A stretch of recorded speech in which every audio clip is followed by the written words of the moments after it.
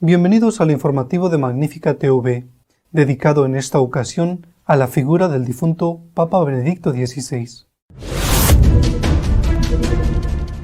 La vida del difunto Papa se desarrolló casi toda ella en su Alemania natal, y estuvo muy marcada por la guerra y por su trabajo como teólogo de prestigio. Como prefecto de Doctrina de la Fe, el cardenal Ratzinger defendió los principios esenciales de la fe católica y su incompatibilidad con el marxismo y la masonería. Durante sus 8 años de pontificado, Benedicto XVI tuvo que enfrentarse a muchos enemigos, que culminaron con la filtración de documentos confidenciales. Desde su renuncia en 2013, Benedicto XVI se dedicó a la oración, con muy pocas intervenciones públicas. Su salud se fue deteriorando hasta entregar su alma a Dios. La primera etapa de la vida de Benedicto XVI, desde su nacimiento hasta su nombramiento como prefecto de Doctrina de la Fe, se desarrolló en Alemania. Joseph Aloysius Ratzinger nació en un pueblo de Baviera el 16 de abril de 1927. Como tantos jóvenes de su generación, con 17 años fue obligado por los nazis a enrolarse en el ejército para intentar evitar la derrota ante los aliados. No llegó a entrar en combate y desertó al año siguiente. Los norteamericanos le hicieron prisionero. Después de un corto tiempo en la cárcel, ingresó en el seminario y con 24 años fue ordenado sacerdote. Su gran capacidad intelectual hizo que sus superiores le dedicaran al estudio. En 1952, con apenas 25 años, ya era profesor de teología en el seminario de Freising. Al año siguiente ya había conseguido el doctorado. En 1969 fue nombrado vicepresidente de la Universidad de Ratisbona. En esta etapa hay que destacar su participación en el Concilio Vaticano II. El cardenal Frings de Colonia se fijó en él y se lo llevó consigo como asesor teológico. Tenía 35 años y ya era conocido como uno de los mejores teólogos alemanes. Destacó sobre todo por sus aportaciones sobre el derecho a la libertad religiosa. Durante el concilio fue visto como un convencido reformista, muy próximo al jesuita Karl Rahner y al suizo Hans Küng. Sin embargo, pronto se distanció de ellos. Como él mismo dijo, se dio cuenta de que vivían en dos planetas diferentes. Para Rahner, la escritura y la tradición no tenían gran importancia, mientras que para Ratzinger sí. Siguió siendo en esa época reformista. En 1968, siendo aún profesor de la Universidad de Tubinga, donde también daba clases Hanking, publicó Introducción al cristianismo, libro en el que decía que el Papa, entonces Pablo VI, debería escuchar diferentes voces antes de tomar decisiones, y lamentaba que la Iglesia estuviera tan centralizada. Sin embargo, para entonces, su distanciamiento con la interpretación radical del concilio ya se había producido. Ese distanciamiento le llevó a dejar Tubinga y a entrar en la menos liberal Universidad de Ratisbona. En 1972 fundó la revista Comunio, junto a otros teólogos que habían apoyado el concilio, pero que estaban alarmados ante la aplicación que se estaba dando en sus documentos. Entre ellos estaban grandes personajes como von Balthasar y de Lubac. Comunio se enfrentó así a la revista ya existente de carácter liberal Concilium.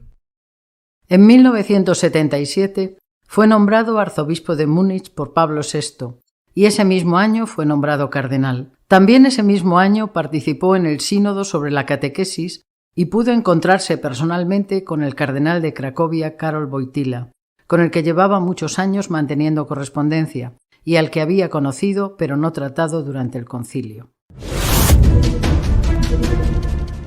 La segunda etapa de la vida de Benedicto XVI se desarrolló en el Vaticano, como prefecto de la muy importante Congregación para la Doctrina de la Fe. En 1981, cuando solo llevaba 4 años como arzobispo de Múnich, el recién elegido Papa Juan Pablo II se lo llevó a Roma como prefecto de la Congregación para la Doctrina de la Fe. También fue nombrado presidente de la Pontificia Comisión Bíblica y de la Pontificia Comisión Teológica Internacional. Permaneció al frente de Doctrina de la Fe hasta que fue elegido Papa en 2005. Aparte de los muchos documentos que fueron publicados durante su mandato en la Congregación para la Doctrina de la Fe, merece la pena destacar la publicación en 1985 de un libro hecho a modo de entrevista con el escritor Vittorio Messori. Se trata de informes sobre la fe y en él se da la voz de alarma sobre la deriva en que se encontraba el catolicismo por la errónea interpretación del Concilio Vaticano II. En ese libro mostraba ya su preocupación por el relativismo que se estaba apoderando de la teología católica y también lamentaba el empobrecimiento que había sufrido la liturgia al abandonarse el culto tradicional.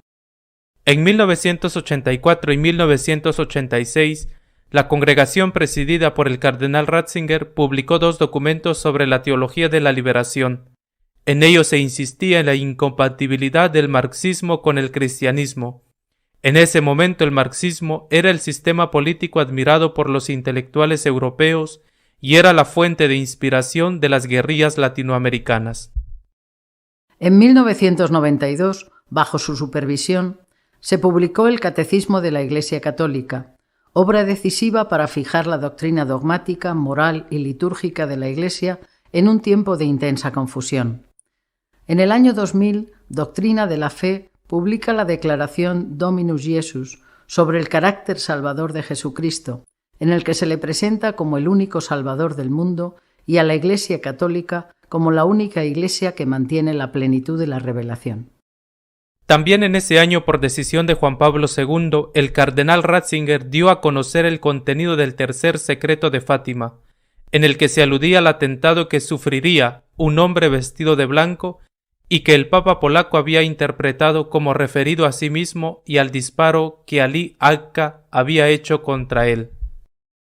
Otros documentos importantes fueron la prohibición de comulgar para los divorciados vueltos a casar, 1994, el rechazo a la legalización de las uniones homosexuales, 1995, la revalorización de la Humane Vitae, 1989, la condena tajante del aborto con la publicación de la Donum Vitae, 1988, y la renovación de la incompatibilidad entre ser católico y ser masón, 1985. Hay que destacar también que a pesar de su simpatía por la liturgia tradicional, le tocó como prefecto de Doctrina de la Fe emitir el decreto de excomunión contra Monseñor Lefebvre en 1988, tras haber consagrado 4 obispos contra la autorización expresa del Vaticano. Sin embargo, siendo Papa en 2009, levantó esas excomuniones. Tras la muerte de San Juan Pablo II, el cardenal Joseph Ratzinger fue elegido Papa y asumió el nombre de Benedicto XVI, por su gran admiración a San Benito.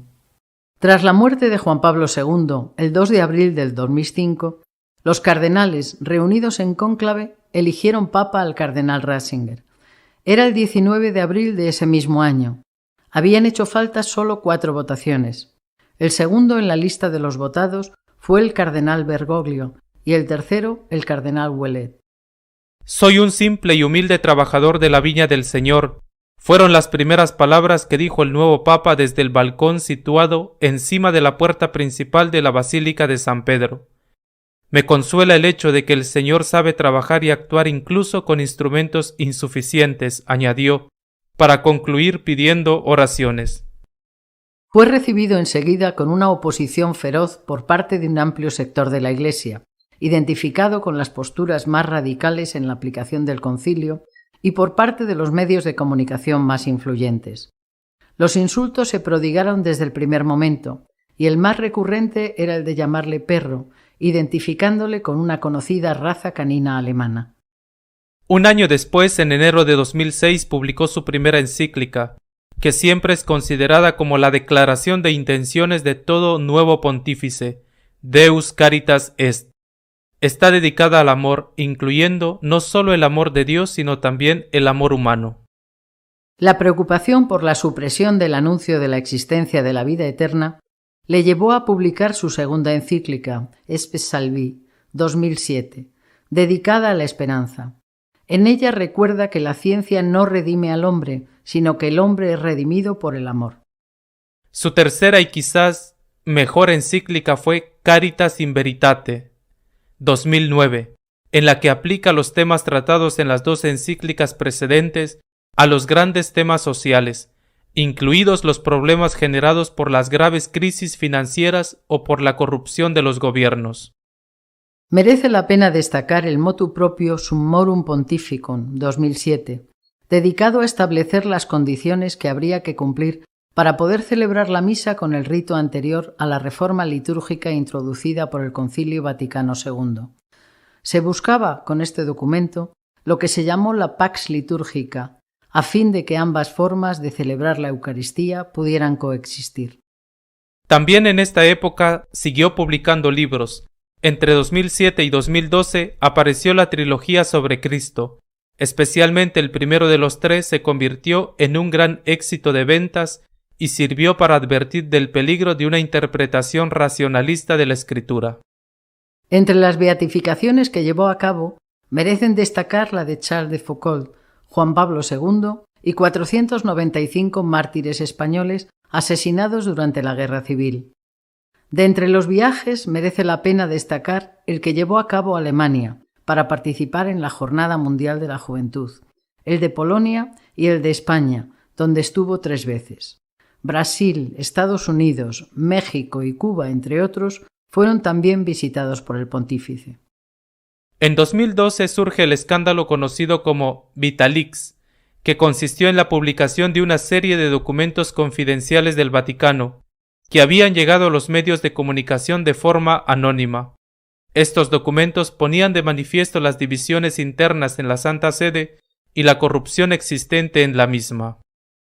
En el centro de los escándalos estaba la figura del secretario de Estado, cardenal Bertón, y la gestión de la Banca Vaticana, el IOR, que ya había sido puesta en entredicho desde la época de Pablo VI y que estaba acusada de participar en el lavado de dinero procedentes de fuentes sospechosas.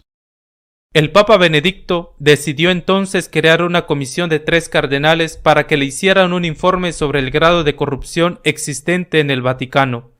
Los 3 cardenales fueron Gerrans, Tomko y De Giorgi. El escándalo de la filtración de documentos se cerró, al menos aparentemente, con la detención del mayordomo del Papa, Paulo Gabriel. Ese mismo día fue despedido Ettore Giotti como presidente del Banco Vaticano. Estos escándalos y la presión de numerosos medios de comunicación que le acusaban de no haber sido suficientemente duro con 2 sacerdotes pederastas, uno en Alemania y otro en Estados Unidos, influyeron en la decisión del Papa Benedicto en presentar la renuncia al pontificado. El anuncio tuvo lugar el 11 de febrero de 2013. He llegado a la conclusión, dijo, de que mis fuerzas, debido a mi avanzada edad, no se adecúan por más tiempo al ejercicio del ministerio petrino. Con total libertad declaro que renuncio al ministerio de obispo de Roma y sucesor de Pedro. Era la primera renuncia efectuada por un papa desde la Edad Media, cuando lo había hecho Celestino V en 1294. La renuncia se hizo efectiva el 28 de febrero y el ya papa emérito se recluyó, primero en Castel Gandolfo y posteriormente en el monasterio Mater Ecclesia, que se encuentra dentro del Vaticano. El 28 de diciembre, el Papa Francisco anunció, durante la audiencia general, que su predecesor se encontraba muy enfermo. Como Papa emérito, Benedicto XVI restringió drásticamente sus intervenciones públicas. La más destacada fue su participación en la ceremonia de canonización de San Juan XXIII y de San Juan Pablo II, el 27 de abril del 2014. El único viaje que llevó a cabo fue en 2020 a Ratisbona, para visitar a su hermano, que moriría poco después. El 23 de mayo de 2016 desmintió los rumores de que no se había publicado íntegramente el tercer secreto de Fátima. Ese mismo año salió a la luz un libro entrevista donde hacía un balance de su pontificado. Importante fue también la carta que escribió con motivo de la reunión en Roma de los presidentes de las conferencias episcopales de todo el mundo, para tratar del tema de la pederastia del clero. Benedicto les recordó que también existía otro tipo de abusos, que era el que sufrían los que no tenían formación teológica y que debían ser considerados niños en la fe. La salud del Papa emérito se fue deteriorando lentamente con el paso de los años.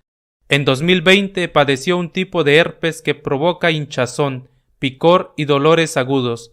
Su movilidad también fue reduciéndose, pero conservó en todo momento la lucidez.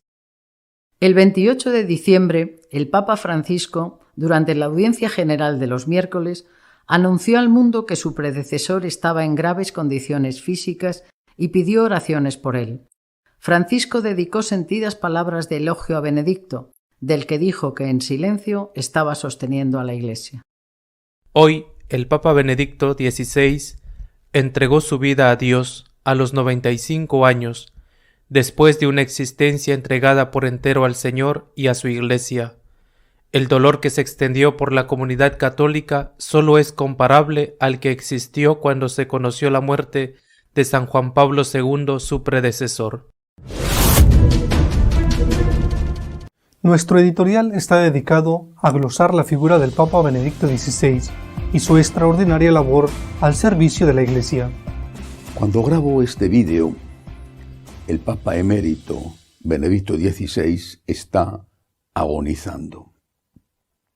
Su golpeado corazón sigue luchando y lo hará hasta que el Señor disponga que ha llegado la hora de llevárselo consigo, con ese Dios al que Él tanto ha amado. Este humilde trabajador de la viña del Señor, como Él mismo se presentó, está apagándose lentamente. Está también en esto siendo lo que ha sido toda su vida, una presencia brillante, pero a la vez discreta, humilde, honesta.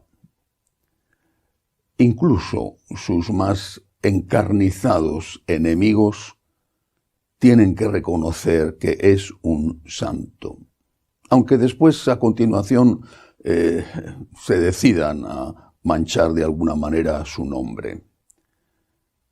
Quizá la virtud que más le ha caracterizado es la humildad. Esa humildad que nos ha atraído a todos los que hemos tenido la bendición de poder tener algún trato con Él. Pero esta luz que brilla en las tinieblas se está apagando en un momento muy especial, en plenas fiestas de Navidad. Cuando acaba de ocurrir el solsticio de invierno, cuando tímidamente la luz va ganando lentamente, poco a poco, presencia, y la oscuridad empieza también lentamente a retroceder, quizá la muerte del Papa Benedicto, cuando ocurra, es como una profecía que indica que lo peor ha podido pasar ya, que lo peor ya ha pasado, que esta tormenta terrible que llevamos décadas soportando y que tiene ya a la Iglesia llena de agua a punto de hundirse, que quizá esta tormenta puede empezar a remitir. Esperemos y recemos que esto sea así y que su paso por la tierra engrandecido con su muerte signifique que ya muchos van a empezar a mirar con más valentía la luz, porque esto es lo que ha sido Benedicto durante toda su vida. Ha sido alguien que ha intentado reflejar la luz, no la luz suya propia, sino la luz de aquel que es la verdadera luz, Jesucristo nuestro Señor. Él ha luchado de una manera además titánica, con esa inteligencia portentosa que Dios le dio.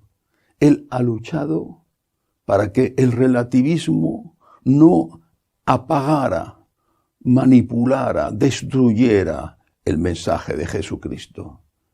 Él ha sido, de verdad, un siervo dócil que se ha puesto al servicio de la verdad, que es Jesucristo, que se ha puesto al servicio del único, verdadero Redentor y Salvador del mundo, y que se ha puesto al servicio de una iglesia que es la única que tiene la plenitud de la verdad revelada por Cristo y la plenitud de los medios de salvación que el Señor dejó para ayudarnos a alcanzar el cielo.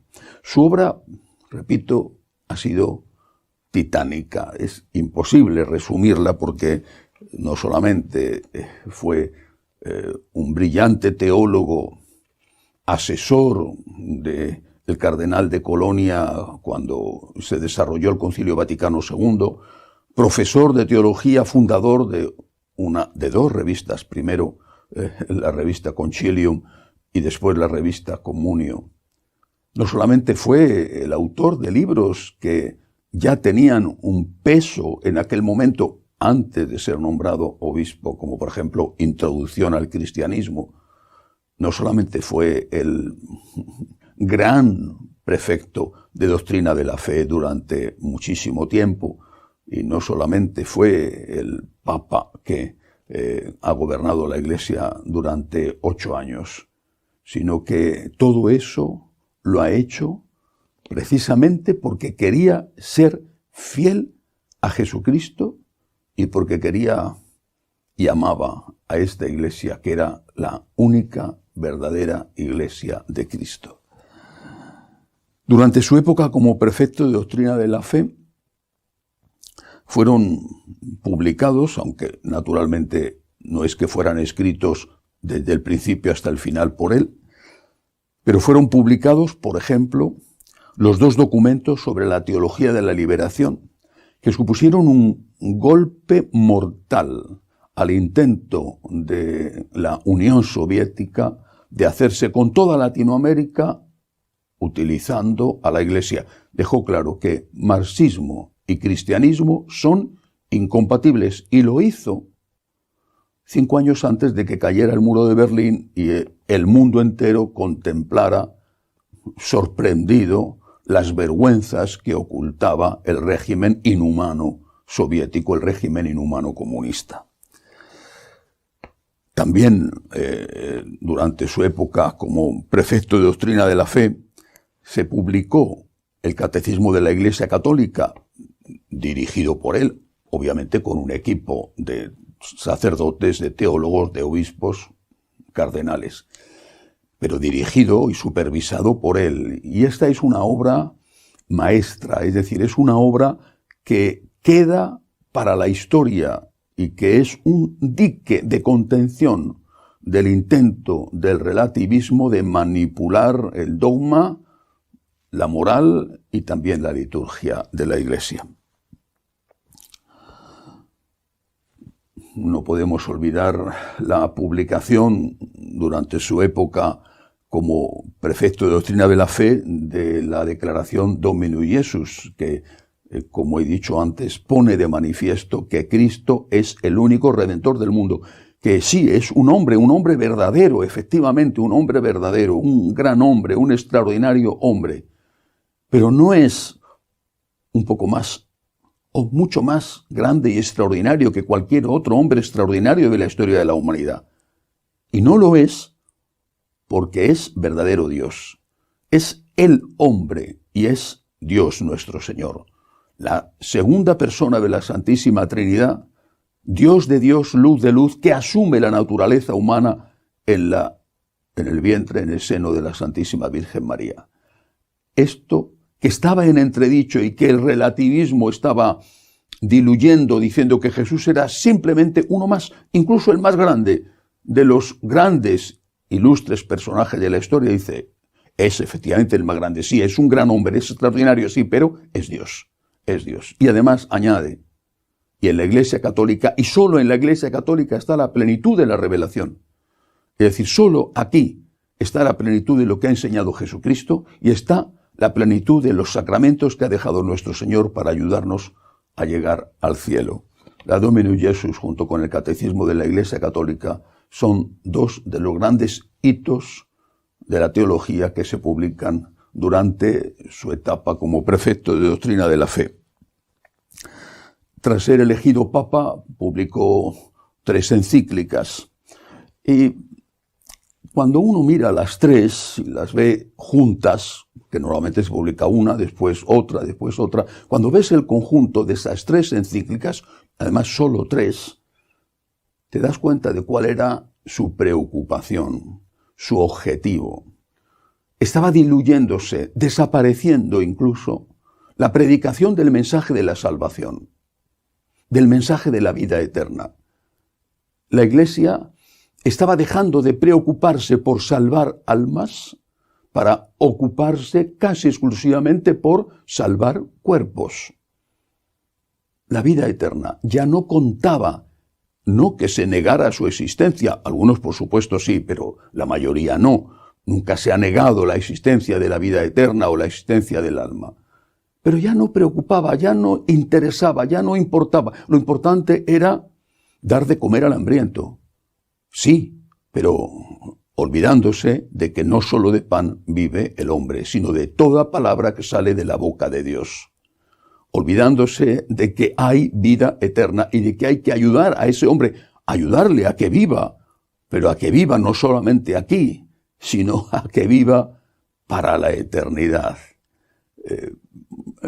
En la última de las encíclicas, él insiste en la necesidad de decir la verdad a la gente, de que la primera caridad es decir la verdad y que la verdad no es un concepto, la verdad es una persona, la verdad es Cristo, la verdad es el amor que es Cristo, el amor de Dios que ha vivido, que vive entre nosotros y que la primera caridad que tenemos que tener con cualquiera, la primera, la más importante, es precisamente enseñarle quién es Jesucristo y acercarle a Jesucristo, porque si comes, mañana volverás a tener hambre. Y si estás con Cristo, Él es el que sacia totalmente aquellas necesidades que tienes, porque incluso te ayuda a trabajar por ti mismo para intentar resolver hasta tus problemas de tipo físico o de tipo material.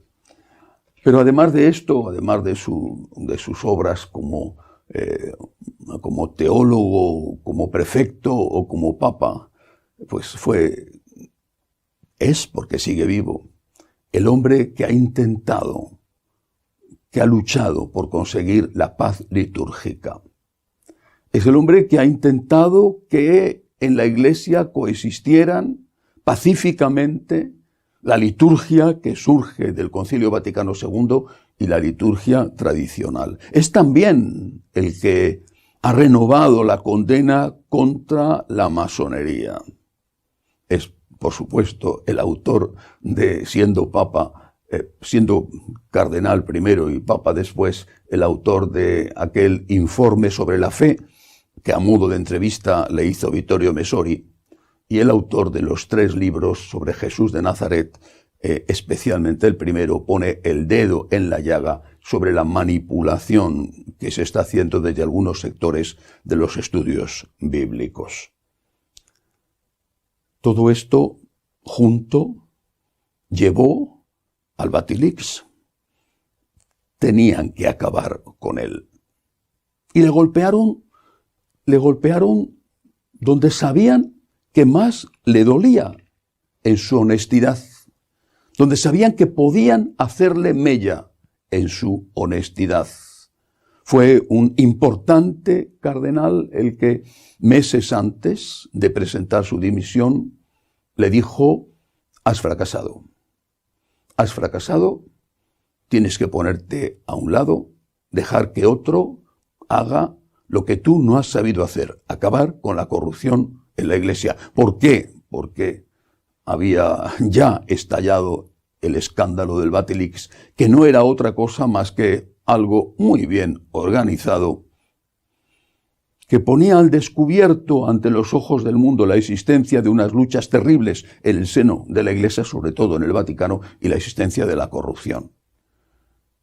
Él se dio cuenta de que no tenía ya la capacidad, las fuerzas, dijo él, para seguir afrontando esta lucha contra la corrupción, y efectivamente decidió ponerse a un lado, presentó la dimisión.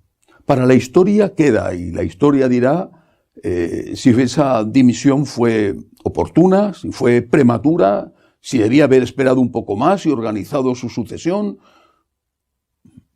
Él renunció libremente, así lo dijo, pero eso no significa que no hubiera habido una campaña, una presión para moverle, no digo forzarle, porque no hubiera habido libertad, pero sí moverle hacia esa dimisión. La historia lo dirá.